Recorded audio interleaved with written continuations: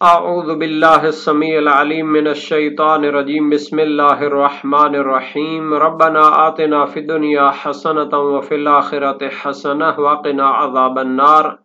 عزیز طلبہ، السلام علیکم ورحمۃ اللہ وبرکاتہ۔ امید ہے آپ سب خیریت سے ہوں گے۔ شرح العلوم دوم کتاب جہاد درس نمبر 474 میں غنیمت کی تقسیم سے پہلے جدا کیے جانے والے اموال کی تحقیق پیش کی جائے گی۔ کچھ اموال کو غنیمت کی تقسیم سے پہلے جدا کرنا ہوتا ہے، ان کے احکام ذکر ہوں گے۔ اموال غیر منقول جو غنیمت میں آتے ہیں تمام مسلمانوں کے لیے مشترک ہونے کا ذکر ہوگا۔ اموال منقول کی تقسیم کا طریقہ بیان ہوگا، متعلقہ اصطلاحات بیان ہوں گی، متعلقہ مسائل اور فروعات ذکر ہوں گے، روایات اور احادیث کا تذکرہ ہوگا، عبارت کی تشریح اور تطبیق پیش کی جائے گی۔ غنیمت کی تقسیم کے حوالے سے بیان فرماتے ہیں کہ احکام منقول اور غیر منقول میں فرق ہے، یعنی جو اموال غیر منقول غنیمت میں ملتے ہیں تو وہ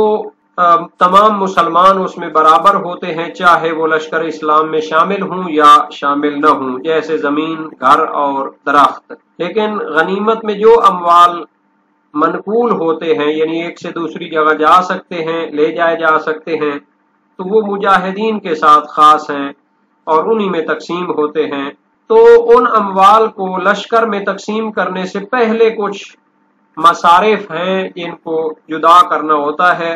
ان کو بیان کرتے ہیں۔ اس میں جعائل، رزق اور نفل، خمس اور صفایا اور سلب شامل ہیں۔ تقریباً 6 عناوین ہیں۔ 7واں بھی ذیل میں بیان کیا ہے کہ غنیمت کو جو ایک سے دوسری جگہ لے جانے کے لیے خرچے آتے ہیں، جو اس کے اخراجات ہوتے ہیں، ان کو بھی جدا کرنا ہوتا ہے۔ تو سب سے پہلے جعائل کی بحث کرتے ہیں۔ جو اعلیٰ وہ انعام ہوتا ہے جو امام علیہ السلام نے مختلف مصالح کی خاطر اعلان کیا ہوتا ہے، مثلا لشکر کی رہنمائی کرنے کے لیے اور دشمن کے راز کو بیان کرنے کے لیے خاص انعامات جو ہوتے ہیں ان کو غنیمت کو تقسیم کرنے سے پہلے جدا کرنا ہوتا ہے۔ اسی طرح غنیمت کی جو حفاظت کے لیے اور ایک سے دوسری جگہ لے جانے کے لیے اخراجات آتے ہیں، ان کو بھی جدا کرنا ہوتا ہے غنیمت کی تقسیم سے پہلے۔ عبارت کو دیکھتے ہیں۔ فرمایا وَمَا لَا يُنْقَلُ وَلَا يُحَوَّلُ مِنْ أَمْوَالِ الْمُشْرِكِينَ كَالْأَرْضِ وَالْمَسَاكِنِ وَالشَّجَرِ لِجَمِيعِ الْمُسْلِمِينَ سَوَاءٌ فِي ذَلِكَ الْمُجَاهِدُونَ وَغَيْرُهُمْ۔ جو اموال غیر منقول ہیں اور ایک سے دوسری جگہ نہیں لے جائے جا سکتے، دشمن کے اموال سے جو لشکر کو ہاتھ آتے ہیں، کل ارض جیسے زمینیں، و مساکن اور گھر، و شجر اور درخت، لجمیع المسلمین یہ تمام مسلمانوں کے لیے ہیں، سواء فی ذلک المجاہدون و غیرہم اور اس میں تمام لوگ برابر ہیں، چاہے وہ لشکر اسلام میں شامل تھے یا نہیں تھے۔ تو یہ اموال غیر منقول کا حکم ہے۔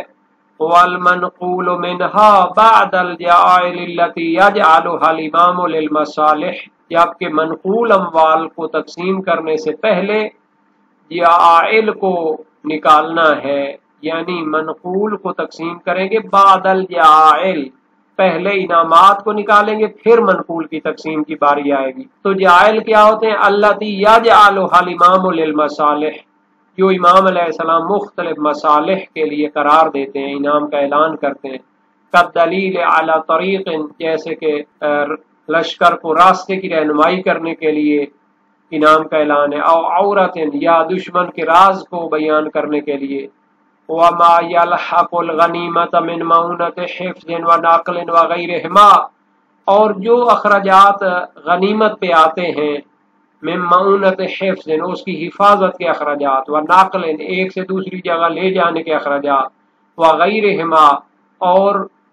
اگر مثال کے طور پر حیوانات غنیمت میں ملے ہیں تو ان کی دیکھ بھال کے جو اخراجات ہیں وہ سارے پہلے نکالے جائیں گے۔ والرزق، اور رزق کو بھی پہلے نکالا جائے گا تقسیم غنیمت سے پہلے۔ والمراد به هنا العطاء الذي لا يبلغ سهم من يعطاه لو كان مستحقا للسهم، اس سے مراد یہاں پر وہ عطیہ ہے جو اس کے حصے کو نہیں پہنچتا کہ جس کو دیا جاتا ہے اگر وہ مستحق ہوتا حصے کا، یعنی جب غنیمت کو تقسیم کیا جاتا ہے لشکر کے اندر تو جتنا حصہ ہر سپاہی کو ملتا ہے جو کہ لشکر میں شامل ہے، تو اس کو جو ہم حصہ دے رہے ہیں تو یہ اس سپاہی کے حصے کو نہیں پہنچتا۔ کل مرأت، جیسے عورت سے جہاد ساقط ہے، اگر یہ اس میں شریک ہو اور کوئی معاملات اور ایکٹیویٹی کرے تو اس کو کچھ نہ کچھ عطا کیا جائے گا، تو یہ رزق کے عنوان سے ہوگا۔ خنثی اگر شریک ہو، عبد غلام اگر شریک ہو، کافر اگر مدد کرے مسلمان لشکر کی، اذا آونو، جب یہ سب لوگ مدد کریں لیکن ان کے لیے لشکر اسلام کی طرح تو حصہ نہیں ہوگا تو ان کو رزق کے عنوان سے دیا جائے گا۔ فإن الامام علیہ السلام یعطیہم من الغنیمہ، تو امام علیہ السلام ان کو کچھ نہ کچھ عطا کرتے ہیں، بحسب ما یراہ من المصلحۃ بحسب حالہم، جتنا وہ مصلحت اور ثوابدید سمجھتے ہیں ان کے مختلف حالات اور ان کی مدد کے پیش نظر ان کو عطا کرتے ہیں، لیکن یہ رزق ہوتا ہے، یہ غنیمت کا مکمل حصہ نہیں ہوتا۔ والخمس، اور خمس کو بھی غنیمت کی تقسیم سے پہلے جدا کرنا ہے۔ ومقتضى ترتیب ذکری ان الرزق مقدم علیہ، شہید ثانی فرماتے ہیں شہید اول نے لمع میں جو غنیمت کی تقسیم سے پہلے چیزیں جدا کرنے کو بیان کیا ہے تو پہلے جعائل، پھر رزق اور تیسرے نمبر پر خمس کو ذکر کیا ہے، تو یہ ان کے ذکر کرنے کی ترتیب کا تقاضا ہے ان الرزق مقدم علیہ، کہ رزق کو پہلے جدا کیا جائے گا، اس کے بعد اس کے خمس کا نکالا جائے گا، باقی جو اموال ہیں ان کا خمس نکالا جائے گا۔ رزق مقدم ہے خمس پر۔ وَهُوَ أَحَدُ الْأَقْوَالِ فِي الْمَسْأَلَةِ، اور یہ اس مسئلہ میں مختلف نظریات میں سے ایک نظریہ ہے۔ وَالْأَقْوَى أَنَّ الْخُمُسَ بَعْدَ الْجَعَائِلِ وَقَبْلَ الرَّزْقِ، جبکہ شہید ثانی فرماتے ہیں قوی تر نظریہ یہ ہے کہ خمس جعائل اور انعامات کے بعد نکالا جاتا ہے لیکن رزق والے حصے سے پہلے نکالا جاتا ہے۔ وَهُوَ اخْتِيَارُهُ فِي الدُّرُوسِ، اور یہی نظریہ شہید اول نے دروس شرعیہ میں اختیار کیا ہے۔ وَعَطْفُهُ هُنَا بِالْوَاوِ لَا يُنَافِيهِ، یہاں پر شہید ثانی شہید اول کی اس عبارت کی توجیح پیش کرنا چاہتے ہیں، فرماتے ہیں یہاں پر لمع میں انہوں نے ان چیزوں کو واو کے ساتھ عطف کیا ہے، تو واو کے ساتھ عطف کرنا اس کے منافی نہیں ہے، یعنی خمس مقدم ہو رزق بعد میں ہو اس کے منافی نہیں ہے۔ بناء علی انہا لا تدل علی الترتیب، کیونکہ واو عاطفہ ترتیب پر دلالت نہیں کرتی، واو عاطفہ کا دلالت اتنی ہوتی ہے کہ یہ ساری چیزیں ہیں، جمع پر دلالت کرتی ہے لیکن ترتیب پر دلالت نہیں کرتی، وہ فا اور ثم ہوتے ہیں۔ والنفل بالتحریک، اور اسی طرح نفل والے مال کو بھی جدا کرنا ہے تقسیم غنیمت سے پہلے۔ وَأَصْلُهُ الزِّيَادَةُ، اس کا معنی لغت میں تو زیادت اور اضافی چیز کے معنی میں ہے۔ وَالْمُرَادُ هُنَا زِيَادَةُ الْإِمَامِ لِبَعْضِ الْغَانِمِينَ عَلَى نَصِيبِهِ شَيْئًا مِنَ الْغَنِيمَةِ لِمَصْلِحَةٍ، اور یہاں اس سے مراد امام علیہ السلام کا بعض غنیمت پانے والوں کو اس کے نصیب سے کچھ زیادہ دینا ہے، غنیمت میں سے کچھ زیادہ دینا ہے، لمصلحۃ، کسی خاص مصلحت کی وجہ سے، کا دلالت، جیسا کہ اس نے لشکر اسلام کی رہنمائی کی ہو، و امارت، یا لشکر میں سرداری کا فرض نبھایا ہو، و سریت، یا لشکر اسلام کے آگے آگے چلنے والے گروہ میں شامل ہو، و تحجم علی قرن، یا دشمن کے کسی بہت ہی شجاع شخص کے ساتھ حملہ آور ہوا ہو، اور حسن، یا ان کے کسی قلعے پر حملہ کیا ہو، و تجسس حال، یا ان کے راز کو نکالا ہو اور لشکر کو پیش کیا، وغیرہا مما فیہ نکایت الکفار، اسی طرح دوسری ایکٹیویٹیز کے جس کے ذریعے دشمن کو ہزیمت اٹھانی پڑی اور اس کو شکست ہوئی۔ وما یصطفیہ الامام لنفسہ، اور اسی طرح جو اموال امام اپنے لیے انتخاب کرتے ہیں غنیمت میں سے وہ بھی تقسیم غنیمت سے پہلے جدا کیے جائیں گے۔ من فرس فارہن، جیسے ایک موٹا تازہ گھوڑا ہو، و جاریت یا کوئی کنیز اپنے لیے انتخاب کرے، و سیف یا کوئی تلوار، و نحوہا بحسب ما یختارہ، یا اس طرح کی دوسری چیزیں جو وہ پسند فرمائیں، بحسب ما یختارہ، جیسا وہ انتخاب کریں تو وہ صفایا شمار ہوتی ہیں سواد کے ساتھ، یعنی امام کی اپنے لیے انتخاب شدہ چیزیں۔ والتقیید بعدم الاجحاف ساقط عندنا، شہید ثانی فرماتے ہیں یہاں پر ایک سوال ذہن میں آ سکتا ہے، اشکال آ سکتا ہے، دافع دخل کرنا چاہتے ہیں کہ امام اگر بہت زیادہ چیزیں اپنے لیے پسند فرما لیں اور اپنے لیے انتخاب فرما لیں تو وہ ظلم اور تجاوز لازم آئے گا۔ جن لوگوں نے شرکت کی ہے جنگ میں، اتنی انہوں نے محنت کی ہے، تو ان کو پھر کم ملے اور امام اپنے لیے بہت زیادہ چیزیں اٹھا لیں۔ تو شرط ہونی چاہیے کہ امام علیہ السلام اگر کوئی چیز انتخاب کرنا چاہتے ہیں تو اتنا ہو کہ ظلم لازم نہ آئے سپاہیوں کے حق میں اور لشکر کے حق میں۔ فرماتے ہیں عدم ظلم اور عدم تجاوز کی شرط اور قید لگانا ساقط عندنا، یہ شیعہ نظریے کے مطابق ساقط ہے، اس کی ضرورت نہیں ہے، چونکہ ہم امام کو معصوم سمجھتے ہیں، نبی کی طرح وہ لغزش اور غلطی سے پاک ہوتا ہے، وہ لشکریوں کے حق میں کسی کے حق میں ظلم و زیادتی نہیں کرتا، اس لیے ہمیں اس قید و شرط لگانے کی ضرورت نہیں ہے۔ لیکن غیر شیعہ کو اگر آپ نے اس لشکر کے سردار یا امام پہ اعتماد نہیں ہے اور اگر اس کو انتخاب کی اجازت ہے تو وہ زیادہ انتخاب کر سکتا ہے تو پھر ان کو قید لگانی چاہیے۔ وقد تقدم تقدیم الخامس، ابھی تک شہید اول نے 5 چیزوں کو ذکر کیا ہے کہ تقسیم غنیمت سے پہلے ان کو جدا کرنا چاہیے۔ وبقي عليه تقدیم السلب المشروط للقاتل، اور ایک چیز بچ گئی ہے جس کو مقدم کرنا چاہیے تھا، اس کو تقسیم غنیمت سے پہلے جدا کرنے کا حکم بیان کرنا چاہیے تھا، لیکن شہید اول نے اس کو بیان نہیں کیا۔ سلب المشروط للقاتل، یعنی کسی دشمن کے شخص جو قتل ہوتا ہے اس کے مخصوص اموال ہیں، اگر امام نے اس کی شرط لگائی ہو کہ جو اس کو قتل کرے گا وہ اس کے مخصوص اموال بھی خود لے گا، تو اگر اس طرح کی شرط لگائی گئی ہے تو وہ سلب یعنی اس مقتول دشمن کے جو اموال ہیں وہ بھی اسی قاتل کے لیے ہوں گے۔ وَهُوَ ثِيَابُ الْقَتِيلِ، وہ مقتول کے کپڑے ہیں، والخف اس کے موزے ہیں، آلات الحرب جنگ کے آلات ہیں، قدرع جیسے ڈھال ہوتی ہے، سلاح اسلحہ، مرکوب سواری، سرج زین، لجام لگام، سوار دست بند، منطقہ کمر بند، خاتم انگوٹھی، و نفقت معہ اور جو اخراجات وغیرہ وہ اپنے ساتھ لایا ہے، و جنیبت تقاد معہ اور اسی طرح وہ سواری جو اس کے ساتھ ساتھ ہنکائی جاتی ہے، یعنی اگر اس کی وہ پہلی سواری یا گھوڑا مثلا کام نہیں کرتا تو وہ دوسری سواری بھی ساتھ رکھتے تھے تاکہ اپنے جو ہے جنگ کو جاری رکھ سکیں۔ تو یہ ساری چیزیں اگر امام نے شرط لگائی ہو کہ جو اس کو قتل کرے گا اسی کے لیے ہیں تو اس کو بھی تقسیم غنیمت سے پہلے جدا کیا جائے گا۔ لا حقیبت مشدودت علی الفرس بما فیہا من الامتعۃ والدراہم، نہ وہ خرجین اور بستہ کے جو باندھا گیا ہے گھوڑے کے اوپر، بما فیہا من الامتعۃ کہ اس میں جو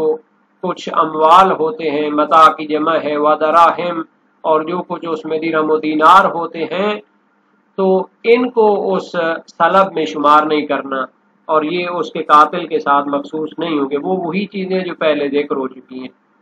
اب فرماتے ہیں فَإِذَا أُخْرِجَ جَمِيعُ ذَلِكَ، جب یہ 6 قسم کے اموال جدا کر لیے جائیں، يُقَسَّمُ الْفَاضِلُ بَيْنَ الْمُقَاتِلَةِ وَمَنْ حَضَرَ الْقِتَالَ لِيُقَاتِلْ وَإِنْ لَمْ يُقَاتِلْ، تو باقی بچ جانے والے اموال کو مقاتلین جہاد کرنے والوں میں اور جو جہاد کے لیے حاضر ہوئے تھے، وَإِنْ لَمْ يُقَاتِلْ اگرچہ کہ ان کی باری نہ آئی ہو لڑنے کی لیکن وہ آئے اسی غرض سے تھے، تو ان کے درمیان تقسیم کیے جائیں گے باقی اموال۔ جہاں تک غنیمت کے غیر منقول اموال کا تعلق ہے تو وہ تمام مسلمانوں کے لیے ہوتے ہیں، اس میں کوئی اختلاف نہیں، روایات بھی اس پر دلالت کرتی ہیں۔ صحیح حلبی امام صادق علیہ السلام سے ہے، عن السواد ما منزلته قال هو لجميع المسلمین لمن هو اليوم ولمن يدخل في الاسلام بعد اليوم ومن لم يخلق بعده، یعنی کہ عراق کے علاقے جو کہ جنگ کے ذریعے فتح ہوئے تھے تو یہ ان کا کیا حکم ہے؟ امام نے فرمایا یہ تمام مسلمانوں کے لیے، چاہے وہ آج موجود ہیں اور جو لوگ بعد میں اسلام میں داخل ہوں گے اور جو پیدا نہیں ہوئے ابھی، تو وہ سب مسلمان اس میں برابر ہیں۔ اس سے فتح ہونے والی زمینوں کا حکم بھی معلوم ہو جاتا ہے، اور یہ تب حکم ہے جب وہ زمین فتح کے وقت آباد ہو، جب وہ آباد نہ ہو تو وہ امام کے لیے ہے، چونکہ وہ انفال میں شمار ہوتی ہے۔ اس کو احیاء موات والی کتاب اور بحث میں ذکر کیا جاتا ہے تفصیل کے ساتھ۔ اور منقول اموال غنیمت کو تقسیم کرنے سے پہلے ان چیزوں کو جدا کرنا ہے، ایک تو خمس جدا کرنا ہے سب سے پہلے، اور صحیح ربعی اس پر دلالت کرتی ہے اور اس میں کوئی اختلاف بھی نہیں، اور جائل اور انعامات کو بھی جدا کرنا ہے، چونکہ امام نے ان کا اعلان کیا ہوا ہے اور معصوم نے جو اعلان کیا ہے تو اس کو پورا کرنا ہے، اور غنیمت کے اخراجات کو بھی پہلے جدا کرنا ہے، چونکہ غنیمت تقسیم ہونے کے بعد ایک ایک سے جا کے تو اس کے خرچے کا حصہ نہیں لیا جا سکتا، پہلے ہی اس کو تقسیم نکال لے، اور رزق والے حصے کو بھی جدا کرنا ہے، جو عورتیں، غلام اور کفار جو مسلمان لشکر کی مدد کرتے ہیں ان کے لیے کچھ حصہ قرار دیا جاتا ہے، اس میں کوئی اختلاف نہیں۔ سمع بن مہران جلیل القدر سے کا راوی کی امام باقر و امام صادق علیہ السلام میں سے ایک سے روایت ہے، ان رسول اللہ صلی اللہ علیہ وآلہ وسلم خرج بالنساء فی الحرب یداوین الجرح ولم یسهم لهن من الفی شیئا لیکن نفلهن، یعنی نبی اکرم نے عورتوں کو بھی جنگ میں ساتھ لیا کہ وہ زخمیوں کا علاج کرتی تھیں، اور ان کے لیے غنیمت میں سے تو لشکر اسلام کے برابر حصہ قرار نہیں دیا، لیکن کچھ نہ کچھ ان کے لیے قرار دیا۔ وسائل وشیہ باب 41 ابواب جہاد العدو حدیث ششم ہے، اور دائم الاسلام میں بھی امام علی علیہ السلام سے اسی طرح نقل ہے کہ نبی اکرم صلی اللہ علیہ وسلم نے فرمایا غلام کے لیے غنیمت سے کچھ نہیں، اگرچہ حاضر ہو اور لڑے تو امام علیہ السلام اس کو اپنی ثوابدید کے مطابق دیں۔ مستدرک الوسائل باب 36 ابواب جہاد العدو۔ ان نصوص اور روایات سے سمجھا جاتا ہے کہ امام کے لیے جائز ہے کہ وہ جو بھی جنگ میں شریک ہوتے ہیں تو ان کو کچھ نہ کچھ حصہ دے دیں، اور اس کی مقدار بھی معین نہیں ہوتی بلکہ امام کی ثوابدید پر ہوتا ہے، جیسا کہ علامہ ہلی نے منتہی المطلب فی تحقیق المذہب میں فرمایا ہے۔ اور خمس کو بھی جدا کرنا ہوتا ہے۔ علامہ ہلی مختلف شیعہ میں فرماتے ہیں کہ خمس کو سب سے پہلے جدا کرنا ہے، پھر جو انعامات ہیں، سلب ہے، رزق ہے، ان کو نکالنا ہے، اور وہ آیت پر عمل کرتے ہیں وَاعْلَمُوا أَنَّمَا غَنِمْتُم مِّن شَيْءٍ فَأَنَّ لِلَّهِ خُمُسَهُ وَلِلرَّسُولِ وَلِذِي الْقُرْبَى وَالْيَتَامَى وَالْمَسَاكِينِ وَابْنِ السَّبِيلِ، سورہ انفال آیت نمبر 41۔ اور ایک نظریہ ہے کہ سلب اور انعامات وہ خمس پر مقدم ہیں، پھر رزق نکالا جائے گا، اور سلب اور انعامات کے مقدم ہونے کے لیے یہ ہے کہ اس پر غنیمت کا عنوان صدق نہیں کرتا، اور رزق کے مؤخر ہونے کے لیے وہ تو لشکر اسلام کے حصے کی طرح ایک حصہ ہوتا ہے اگرچہ اس سے کم ہوتا ہے۔ اور ایک نظریہ ہے کہ سلب، جائل اور رزق اور غنیمت کے اخراجات یہ مقدم ہیں خمس سے، پھر خمس نکالا جائے گا۔ اس کے لیے مرسل حماد ہے عبد صالح سے، یہ وسائل وشیہ باب اول ابواب الانفال میں موجود ہے۔ اور نفل بھی پہلے جدا کرنا ہوتا ہے تقسیم غنیمت سے پہلے، یہ بعض مجاہدین کی ایکسٹرا جو ایکٹیویٹی ہوتی ہے اس کے لیے امام اس کے لیے قرار دیتے ہیں، اور امام معصوم ہیں اس کے لیے قرار دینا جائز ہوتا ہے۔ اور امام کا اپنے لیے بھی تقسیم غنیمت سے پہلے کچھ چیزیں انتخاب کرنا جائز ہوتا ہے، اس میں کوئی اختلاف نہیں۔ مرسلہ حماد بھی اس پر دلالت کرتی ہے، ابو بصیر کی امام صادق علیہ السلام سے روایت بھی اس پر دلالت کرتی ہے اور اس طرح اور بھی روایات ہیں۔ وسائل الشیعہ باب اول ابواب الانفال حدیث 15 ہے۔ اور سلب کے عنوان سے جو امام نے اس کے لیے قرار دیا ہو، مقتول کے ساتھ مخصوص جو اموال ہیں تو وہ قاتل کے لیے اگر شرط قرار دی ہو تو اسی کے لیے ہیں، یہ بھی مقدم ہے۔ نبوی روایت ہے من قتل قتیلا فلہ سلبہ، سنن بہقی جلد 6 صفحہ 307 میں ہے۔ اور اسی طرح ابو طلحہ نے غزوہ حنین میں 20 لوگوں کو قتل کیا تو اس کے سلب کو بھی اس نے حاصل کیا، اسی حوالے میں ہے۔ اور نبوی روایت کا معنی ہے جو شخص کسی کو قتل کرتا ہے تو اس کا سلب بھی اسی کے لیے ہے۔ تو سلب اسی مقاتل اور مجاہد کے لیے ہوتا ہے جب امام نے شرط لگایا، جیسا کہ نبی اکرم صلی اللہ علیہ وسلم سے منقول ہے، ورنہ وہ بھی باقی مال غنیمت کی طرح ہوگا، اس میں کوئی اختلاف نہیں۔ اور صاحب جواہر الکلام فی شرح شرائع الاسلام سلب کے بارے میں فرماتے کوئی اختلاف نہیں، کوئی اشکال نہیں کہ اس کے کپڑے، امامہ، ٹوپی، ڈھال اور باقی جو چیزیں ہوتی ہیں اس کے ساتھ یہ ساری سلب میں شامل ہوتی ہیں۔ منتہی مطلب میں علامہ ہلی نے اجماع کا دعویٰ کیا ہے، بلکہ شاید قوی تر یہ ہے کہ بہت سی چیزیں جو اس نے زینت کے لیے اپنے ساتھ لی ہوئی ہیں اور اپنے نفقہ اخراجات کے لیے لیا ہوا ہے وہ بھی اسی میں شامل ہوگی۔ علامہ ہلی کے ساتھ اتفاق کرتے ہوئے بلکہ شیخ نے اس کو قوی قرار دیا ہے چونکہ عرفاً صدق کرتا ہے اس پر سلب ہونا، لیکن امام شافعی کے نظریے کے خلاف ہے۔ ہاں جو چیزیں اس سے جدا ہوتی ہیں جیسے غلام اور دوسرے جو اس کے ساتھ حیوانات ہوتے ہیں جس پر اس نے اپنے چیزیں لادی ہوں تو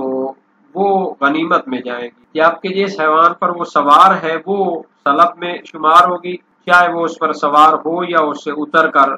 جنگ کرے۔ جبکہ امام احمد بن حنبل دوسرے صورت میں اختلاف کرتے ہیں۔ اور جنیبہ جیسا کہ مصباح المنیر میں فیومی نے کہا ہے الفرس تو قاد ولا ترکب، یعنی ایک گھوڑا ایکسٹرا طور پر وہ ساتھ ہنکایا جاتا ہے لیکن اس پر سواری نہیں کرتا۔ تو شہید ثانی کی مثالوں کا قانون یہ ہے کل ما اعد للحرب او کان معه غیر منفصل فهو من السلب، اما المنفصل کالحقیبہ المشدودہ علی الفرس فهو خارج عن السلب، یعنی جو چیزیں جنگ کے لیے تیار کی ہیں یا اس کے ساتھ ہیں بغیر جدائی کے تو وہ سلب ہیں، اور جو چیزیں جدا ہیں جیسے علیحدہ خورجین یا بکسا یا اس کو کہہ سکتے ہیں تھیلا جو گھوڑے کے اوپر اس نے باندھا ہوا ہے تو وہ سلب سے خارج ہے۔